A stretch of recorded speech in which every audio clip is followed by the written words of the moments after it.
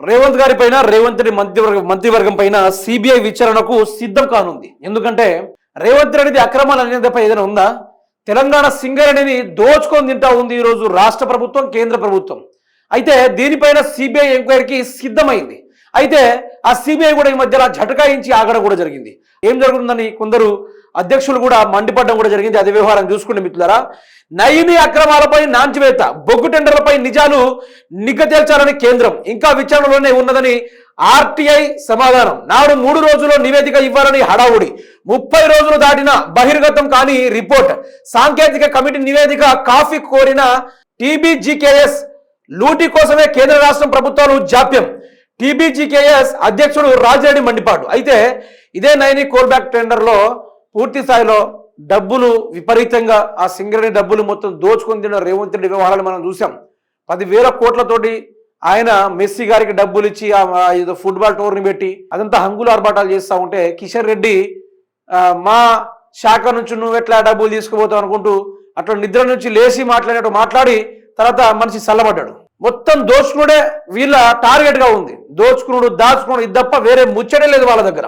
అయితే చూడొచ్చు, కొండలు మింగుతున్న పొంగిలేటి కంపెనీ మానస హిల్స్ లో మంత్రి సంస్థ తవ్వకాలు. నిన్న రిపోర్టర్ ఆర్జీటీవీ రిపోర్టర్ కూడా ఆడికి వెళ్ళి కంప్లీట్ గా దీనిపైన డీటెయిల్స్ సేకరిస్తే అక్రమంగా ఎటువంటి పర్మిషన్ లేకుండా ఆ యొక్క మానస హిల్స్ ని పూర్తి స్థాయిలో పొంగిలేటి గారు ముందుండి మరి మొత్తం కొండల్ని పిండి చేసేస్తా ఉన్నాడు.